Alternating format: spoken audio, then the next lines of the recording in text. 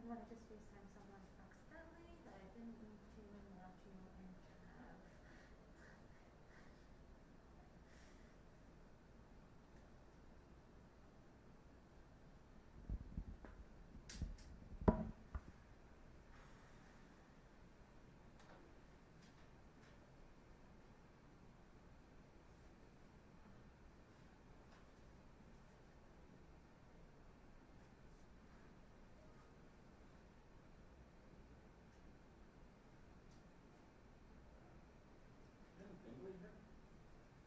Bingley's at Queen's Park, I think, today. Are you gonna ask any questions though? Yes. Okay. It's probably the most important one. Mayor Tory, when are you gonna get a haircut? Oh, come on. Hey, it's got another 4 weeks now. What's it gonna look like? Man bun is what you said. Man bun? You look tan, by the way. Your hands look tan. Were you in Florida? Is that where you've been? That's where I've been. Yeah? Secretly, I left. Yeah, you've been in Florida. I think I've just been outside where you haven't. Literally, been in my cave. Hey, you know, I think he wants a haircut for himself more than anybody. Yeah. Totally, but yeah, it's gonna be a while. Listen, I want one too. You know, too. Like I had my guy, like I was on the wait list. Yeah. I was ready to go. Oh, I know. I was on the wait list. I was on the wait list. I'm sure Mayor Tory was too. I'm sure somewhere he phoned up and said, okay, Like the the moment you're open, I'm there. Yeah. Get a photo op. My eyebrows, I know you don't have to deal with that, but I gotta deal with that. So it's a different look. Just let it all go. But yeah, no, I am definitely very sad about the haircut. I'm sure, I feel for all the I small also feel business bad owners. for you guys too. Totally bad for all the small business owners. Yeah. And then our premier talks about following science. Well, science 2 weeks ago was saying, don't open, it's getting worse. Yeah. Patios. So, you know, I was just talking to my girlfriend on this other side, I was like, I didn't even get to go to a patio. Yeah. Because like first time they were full, like I tried to go 1 or 2 times, and they were like half, and they were like, we don't have any space or anything. And but like it's just so funny because there was such a short period of time, that, like I didn't even get to go and enjoy it. It was so half. It's like year and a half. Right. So not fun. Well, we got a reporter doing a story on the fact that Bavarians are actually traveling very well outdoors. So it might be mask up all the time.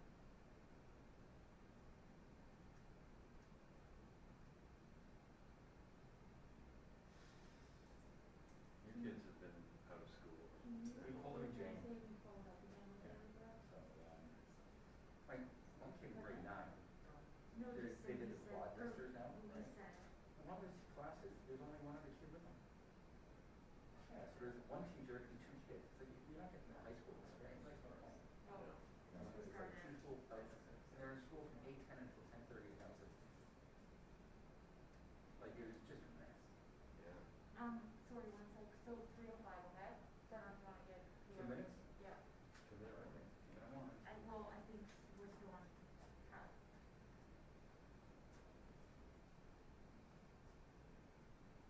And let me know when you want me to go live with WhatsApp. But yeah, we're still on track for 3 to 5, so just prepare for that. Sure. And then Bill, you're good? Good. Yeah. We're already broadcasting.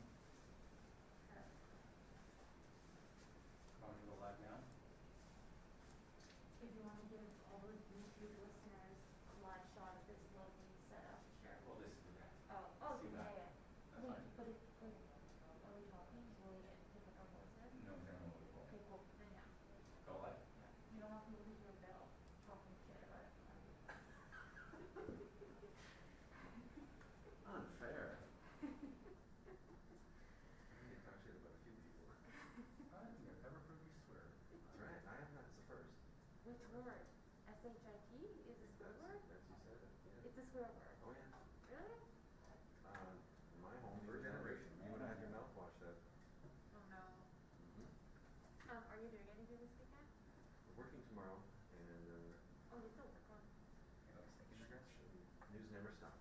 Well, I just thought because, like, I don't know, maybe you would have got the holiday because. Well, I've had a lot of holidays. Yeah.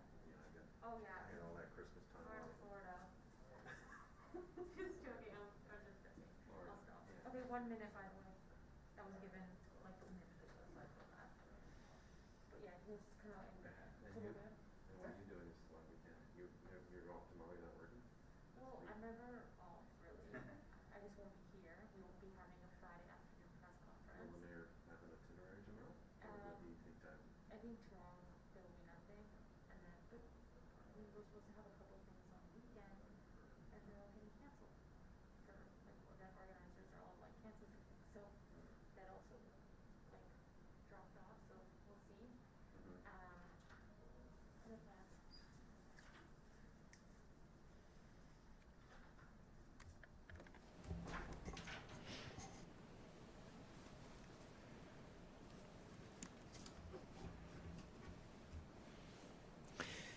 Good afternoon. Today, the province of Ontario confirmed that the age eligibility at Toronto vaccine sites will be lowered to 60 years old starting Friday at 8 a.m. Anyone born in 1961 or earlier will be able to register to get vaccinated at any of the city-operated sites. I want to thank Premier Ford, Health Minister Elliott, and the Government of Ontario for their timely response to this request made by me and by the City of Toronto by our Medical Officer of Health. I encourage every resident who is eligible to get vaccinated and to do it this Easter weekend if you can. Our clinics are open throughout the Easter weekend and appointments are available. Thank you to the thousands of people who have answered the call to sign up throughout this week, and thank you to all those family and friends who are helping to get their loved ones to get to the vaccination sites and to get their shot.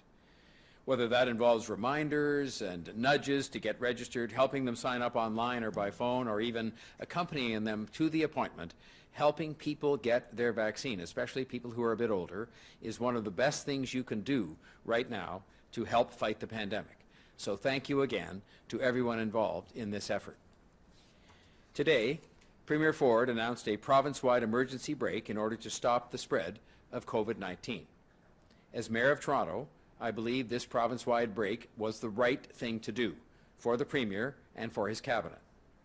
In the face of a third wave and the variants of concern, public health officials have been clear that decisive action was needed. I have certainly been witness to these concerns coming from our own Medical Officer of Health. I support the measures that the Government of Ontario announced today because they will help to save lives, and they will, if we all do our part, allow us to get through this wave, to get more people vaccinated and get back to the careful reopening path that we were on. This province-wide action, that scope, is needed in order to have an impact. As you know, I had advocated for consistency and for a province-wide approach, and I think a province-wide approach that achieves that, avoids confusion, and helps us all to fight this virus. Our city has been locked down for several months.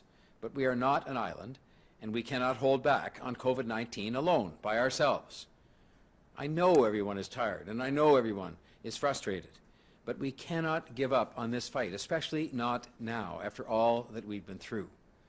With ICUs at their highest occupancy in the entire pandemic, younger people getting sick faster and ending up in the ICU, the health system straining, we cannot logically or sensibly conclude that the status quo was a viable option.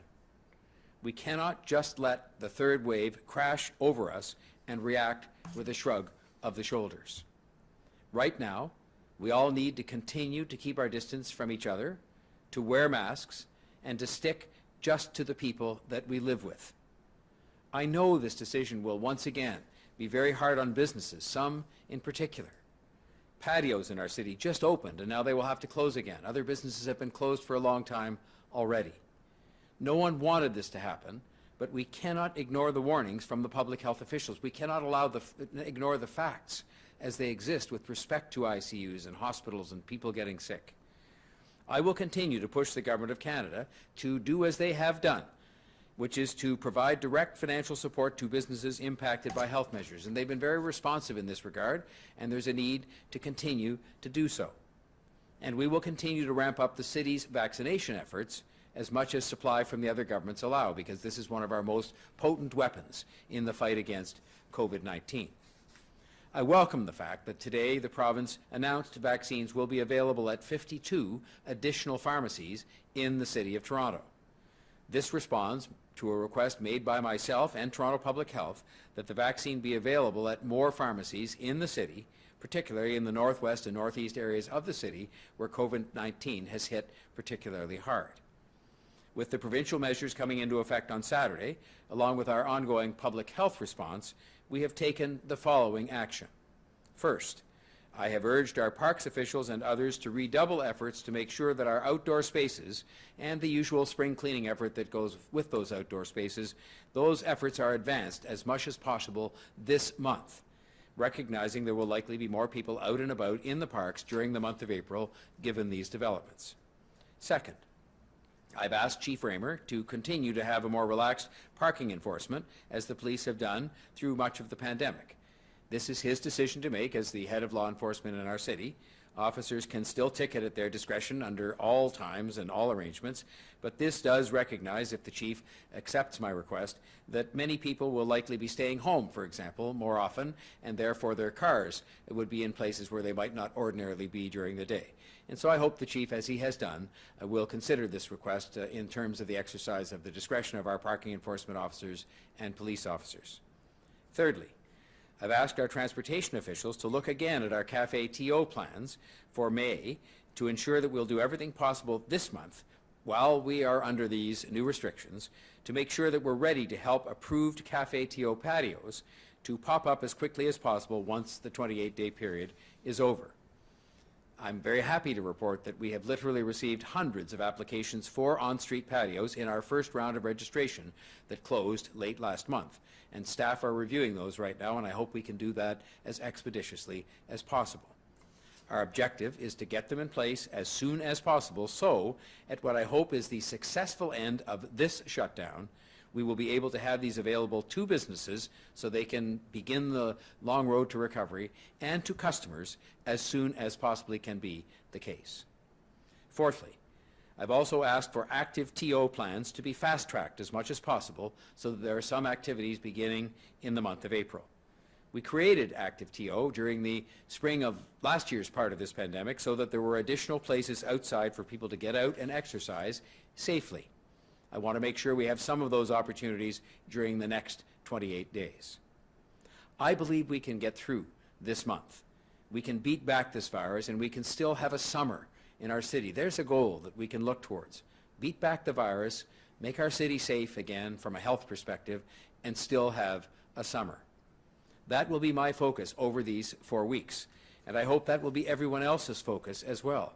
We need to be united. As I said the other day, we need to be in absolute solidarity with each other and with our city and with the businesses. The best way we can help those businesses that are going to be struggling for a longer period of time is, yes, to patronize them when it comes to takeout and delivery and other things that you can be doing, a lot of it online, but also to follow public health advice so that we can do our part to get to where we need to be at the end of the 28-day period. We need to have a goal. Yes, to save lives. Yes, to keep people healthy. Yes, to get people back to work. But for the sake of our own state of mind, let's have a goal as well to have a summer. And we're only going to have the summer if we band together and get vaccinated. We band as soon as you're able to. We band together and follow public health guidance, and we band together to support each other, including supporting some of our businesses as much as we can that are struggling within the rules, that we help them within the rules. We will continue to watch the virus very closely over the coming days. We talk about it every single day with our medical experts, including our medical officer of health. And we will be reviewing the impact of these measures introduced today with Toronto Public Health and indeed with the province. I am open to any further province-wide measures that may be required if that is the judgment of those who are helping us to fight off this pandemic and wrestle it to the ground for once and for all. If health conditions warrant another stay-at-home order across the province being considered, I am open to that discussion, speaking only on behalf of Toronto. That's all I can do. I want this to be Toronto's last lockdown. I want it to be Ontario's last lockdown. That will depend on us, and that will depend on continued and increasing vaccine supplies and continued sign-up by people for their vaccinations. We need this to work. We need this to work. We need a summer with more freedom and more businesses open. We need that for the well-being of people's psychology, as I call it, for their just general state of well-being, but also for the state of well-being of the economy. I fully and completely recognize that. But I know, and most people know, I'm confident most people know, that the health situation is the most important thing. We need healthy people. As I've said many times, a healthy economy requires healthy people. A healthy, vibrant, open, fun, prosperous city needs healthy people. These measures are being undertaken. The encouragement to get vaccinated is here because that is what is going to lead us to have healthy people and to have back a healthy, fun, prosperous, caring, wonderful place to live that we know as the City of Toronto. So please, help out by following the public health guidelines, following the rules put in place on this new lockdown, and by following the request we've made to get yourselves vaccinated. I thank you very much for your anticipated cooperation. I'm now happy to answer questions. Thank you, Mayor Tory. We will now take questions from the media. As a reminder, it's one question, one follow-up. Please unmute yourself when we call your name. First up, we have Jennifer Pagliaro from The Star. Go ahead. Hey, good afternoon, Mayor. Thanks for making yourself available after the announcement. My first question is, you've said multiple times, and you can understand why, that having businesses, open and then close and this back and forth is kind of the worst case scenario, not only for business owners, but just the confusion that it brings for residents. I wonder what went wrong here. It seems clear to me that to have things open and then close doesn't really make much sense. And obviously it's something you wished to have avoided. What is responsible for that? And can you help people understand how we can avoid something like this happening again? Well, I think the variants, took off at a rate that some people had projected, but you had to look at the reality of what was actually happening out there in order to understand the breadth of the restrictions that now have had to be put in place in order to try and cope with that and to save lives and to save the health of a lot of people, including a lot of young people, people of all ages that are being affected by that. Here in the City of Toronto, and I take no joy in saying this whatsoever, but here in the City of Toronto, the opening and closing syndrome will affect mainly outdoor patios, outdoor dining. Because in the case of many of the other different kinds of businesses, they had remained closed here as part of a modified gray framework zone. And so in that sense, I feel very badly about those in the restaurant business that had opened only now to have to close again. But for many other people in the retail and other kinds of businesses in the City of Toronto, they had remained closed because we were taking such a cautious approach to the reopening, and I'm glad we did. I always felt it was the right thing to do. I always said so, and I think it has provided for less of that kind of disruption in light of what's happened today than might otherwise have been the case.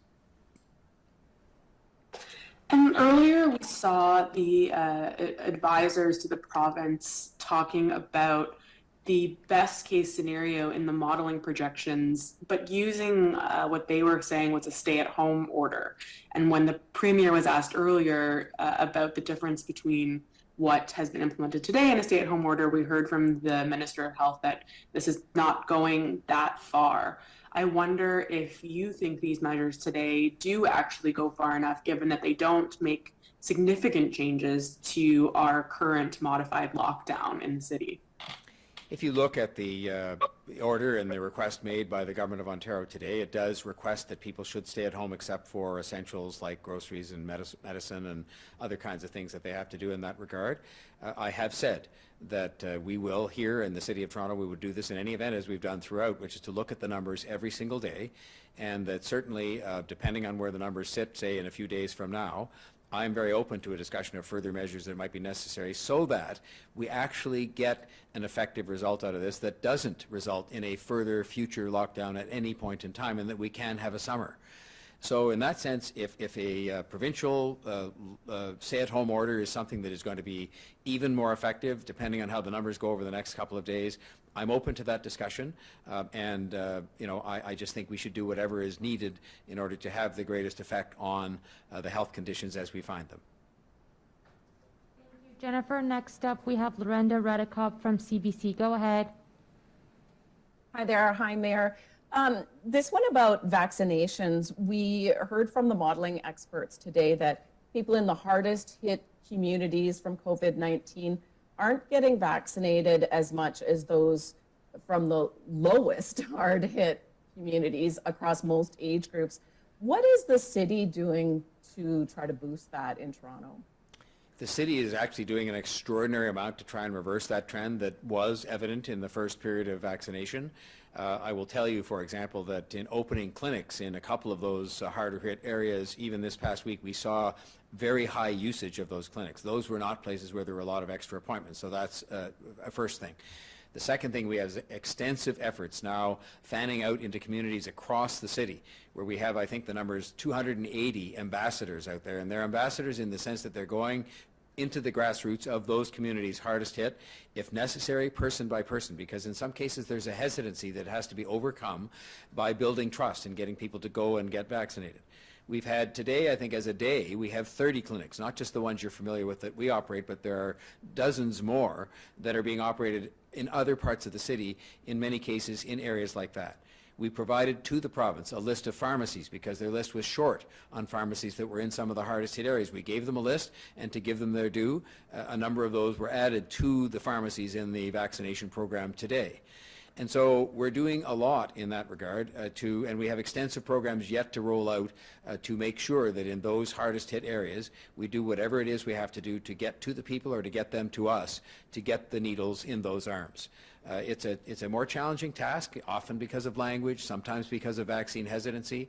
We've had seminars, for example, that have attracted several thousand people to dispel some of the myths about vaccination, which are myths that sometimes are historic in nature, and we've got to deal with that with some of the people that make up our very diverse community.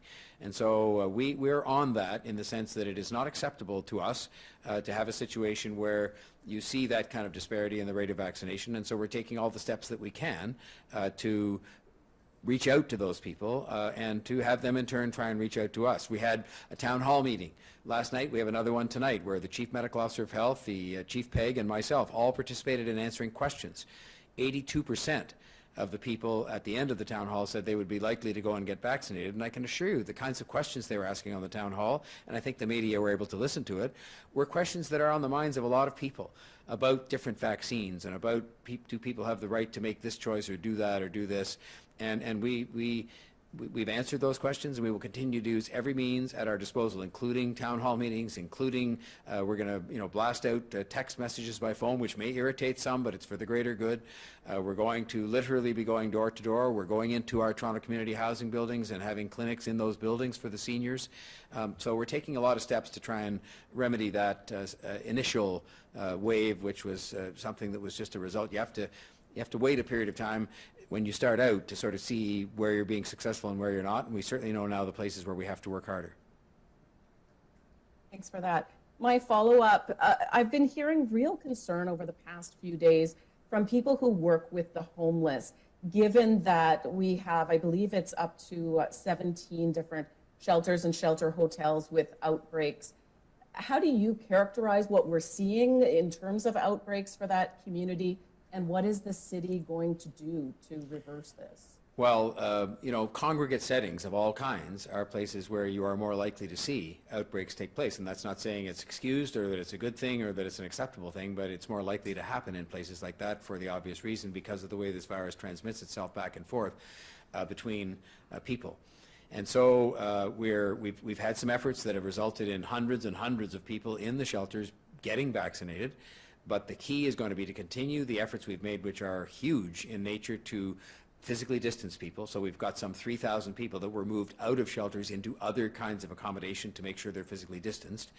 But obviously recognizing we still haven't wrestled that problem to the ground, the other key to this is going to be vaccination. And we are looking right now at ways in which we can speed up the process of ensuring that homeless shelter residents are vaccinated. It's not a simple task because the people by definition sometimes move from place to place, but we are going to be really redoubling our efforts in the coming days to make sure that we drive up the rate of that vaccination so that it provides that protection to those people as soon as we possibly can. And I think, as usual with every other case, it is the same two tools that are our most powerful and potent tools, namely keeping distance for people and vaccination. Thank you. Next up, we have Melissa Nakavoli from City News. Go ahead. Hi, Mayor. So the news from the province is hitting a lot of local businesses really hard. What is your message to these businesses, and what would you like them to know, especially the restaurants with patios that have only been open for a couple of weeks now, and personal care services that had to hire back staff only to let them go again? The only message I can give them is that we are getting there. You know, the variants have thrown us for a loop. There's no question about that. But we're getting there because we have an increasing level of vaccination. If you look at the situation today in long-term care, where as of yesterday's numbers, there were only literally a couple of dozen cases in the entire long-term care system. And that's a far cry from where we were. So that vaccination has been proven to be helpful there, and that's why we've got to step up the rate of our vaccination. But at the same time, we have to stay the course against now what is a third wave, this one being the variants of concern principally, and we have to follow more or less the same rules, but just follow them in solidarity and strictly and as carefully as we can. Don't socialize with other people you don't live with. Don't be in crowd scenes. Keep your distance from people no matter who they are, unless they are people you live with. Wear your mask. Wash your hands. These are things we've been saying throughout the whole year of the pandemic, but never has it become more important now. And all I can say to businesses, if we support you, we meaning the people of the City of Toronto, all of us, without exception, in complete solidarity, by doing that, staying home, celebrating the holidays, Passover, Easter, Ramadan, and so on, with our own families only, wearing masks as often as we possibly can, getting vaccinated, washing hands. If we do those things, every single one of the 3 million people do it, then those businesses will be back open again much sooner than if we don't. And if we want to have a summer, which I think we all do for a whole bunch of reasons relating to our state of well-being and our mindset after all this incredibly frustrating and agonizing time for business and just for people, then that's what has to happen here. There is no other magic answer. If you look at all the countries in Europe, pretty well without exception, they've all gone through these kind of waves of different things they've had to do with regard to restrictions and so on as they've faced new enemies and new threats. And this variant of concern is a new threat, relatively new, in the 1 year period. And I will also tell the businesses that as sorry as I am that this is happening, I believe it is the right thing to do in their long-term interest, because a healthy economy does require healthy people. They need healthy employees. They need healthy customers. We need healthy business owners. And if those people are getting sick in unacceptable numbers, we're not going to have any kind of an economy that is going to function properly. And this is going to go on and on and on. We'll be standing here talking about this at Christmas time. And the objective is not to be doing that. And so the other thing I'll tell them is that I will fight hard if there are programs that are going to be expiring or that need amendment or modification in order to provide more support. I will fight for that, because these are innocent victims of COVID-19, among the many innocent victims, humans and businesses and otherwise, and we've got to try and help them all as we've been trying to do. That's good for me. Thank you. Thanks. And then last, we have Kevin Connor from the Toronto Sun. Kevin? If you can unmute yourself if you have a question. Okay, I think, Bill, you have questions too from Global. On a very lighter note. Oh, in the mic, please, Bill. Sorry. Thanks. Thank you. Mayor Tory, on a much lighter note, but still a pressing issue. When are you going to get a haircut? We're now closed for another 4 weeks. People will have to observe the evolution of my hair, such as it is, for another 4 weeks, because I will get a haircut when the rules permit me to do so. This is, look, I'm sure I could go and take the scissors and do some things to my own hair, which wouldn't be a pretty sight. I could ask, a member of my family, my wife or somebody else to do it. But, I'm respectful of the fact that I ask a professional to cut my hair for a reason, because I want it to look reasonable and because they know what they're doing, which I don't, and frankly, nobody else in my family knows how to do that. I just want to focus on getting those people back in business, back to work, back open as soon as possible. And I think if we all cooperate, one of the other benefits beyond the much more important ones of us being healthy and of healthy people fueling a healthy economy and of people enjoying the summer, one of the other benefits will people won't have to look at me with this hair, although there are people who write to me and say they think it looks better. I'm not sure what they think that looked like before, but so I'll get a haircut when the rules permit, and that will be at least 4 weeks from now, and I hope it is 4 weeks from now to the day.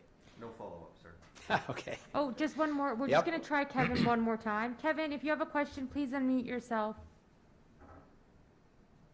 Okay, it seems like Kevin doesn't. So that's it for today, everybody. Thank you. Have a great Thank you very long much. weekend. Thank you.